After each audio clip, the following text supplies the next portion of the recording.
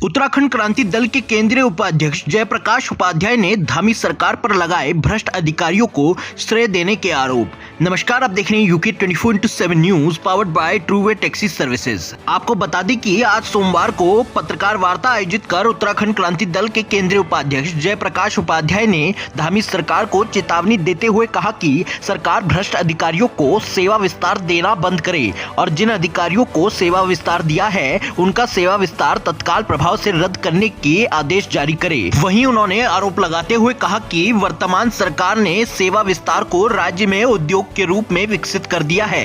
इससे यह प्रतीत होता है कि उत्तराखंड सरकार में बैठे मंत्री और सचिव सेवा विस्तार अनैतिक लाभ लेकर भ्रष्ट अधिकारियों को सेवा विस्तार दे रहे हैं, जिसको उत्तराखंड क्रांति दल बिल्कुल बर्दाश्त नहीं करेगा। उन्होंने कहा कि उपरांत यह भी मांग करता है कि भ्रष्टाचार के लिप्त अधिकारियों की तत्काल जांच के लिए कमेटी बनाकर जांच कराई जाए। वहीं उन्होंने मांग की कि समस्त अधिकारियों के चल और अचल संपत्ति के शपथ पत्र सरकार जमा करने का आदेश जारी करे। इस अवसर पर युवा उत्तराखंड के केंद्रीय अध्यक्ष राजेंद्र बिष्ट ने कहा कि सरकार का ध्यान बिल्कुल भी उत्तराखंड के बेरोजगार युवाओं के प्रति नहीं है।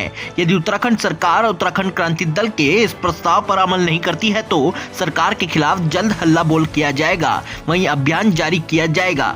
जिन अधिकारियों का सेवा विस्तार किया गया है उनकी सूची ली जा रही है। देखिए ये खास रिपोर्ट एक ब्रेक के बाद हितेश शर्मा की यूके 24/7 के लिए देहरादून से।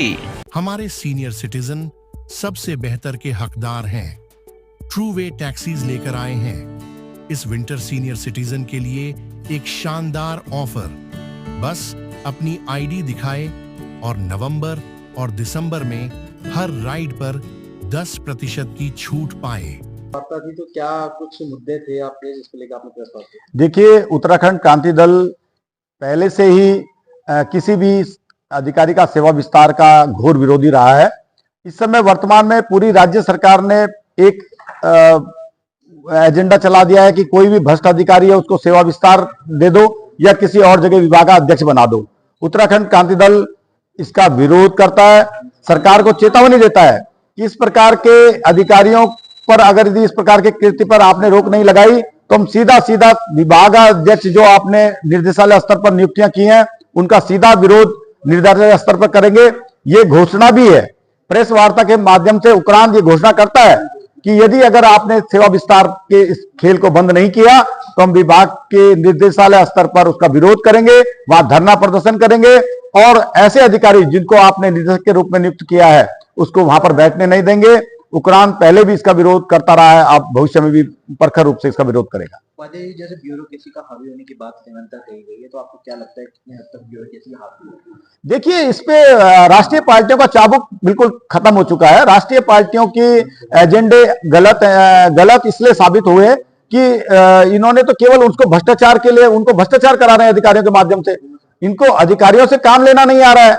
अधिकारी तो तब इनकी मानेगा जब ये उनसे पैसे वसूली नहीं करेंगे। ये तो पैसे वसूली का अड्डा बनाकर रख दिया है राष्ट्रीय पार्टियों ने इसको। तो आप अगर यदि आप कुछ करना चाहते हैं, सरकार कुछ करना चाहती है तो इन अधिकारियों पे लगाम लगाए और इन पर से काम ले, इनसे सेवा विस्तार देके इन भ्रष्टाचारियों को ना बचाए। कोई 200 करोड़ रुपए खा रहा है, कोई 100 करोड़ खा रहा है, कोई 50 करोड़ खा रहा है। कब तक इस उत्तराखंड को ये लूटते रहेंगे? ऐसा ना हो ये जो अधिकारी जो हर धर्मिता है कि एक कागज नहीं देंगे आपको, ये बहुत बड़ा दुर्भाग्य इस प्रदेश के लिए। राज्य युवाओं ने और महिलाओं ने बनाया है और उसके एक जियो की कॉपी लेने के लिए कोई युवा जाता है और उसका युवा को मना कर दे, ऐसा क्या आफत है आप बताइए? तो ऐसे अधिकारियों को उत्तराखंड में रहने नहीं देंगे। हमने पहले तहसीलदार का मुंह काला किया। अगर इस प्रकार की हठधर्मिता रहेगी तो भविष्य में ऐसे अंजाम भुगतने के लिए बड़े से बड़ा अधिकारी तैयार रहे।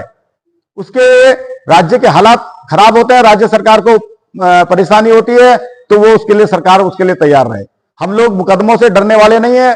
आपने मुकदमे करके भी हमारे ऊपर देख लिया, हम जेल जाने के लिए भी तैयार है। भविष्य में यदि इस प्रकार के कृत्य अगर सामने आए तो हम लोग इसके लिए प्रखर रूप से उसका विरोध करेंगे। उपाध्याय जी, प्रदेश में डीजीपी का मामला भी सामने है, सुप्रीम कोर्ट ने संज्ञान लिया, उसको क्या कहना? देखिए, अपने चहेते अधिकारियों को तुम डीजीपी बना दोगे, ऐसा होना नहीं चाहिए।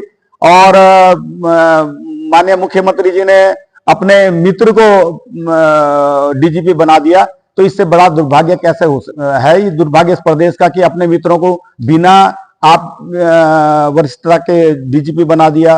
आपने देखा नहीं, सरकार केंद्र सरकार को प्रस्ताव भेज दिया।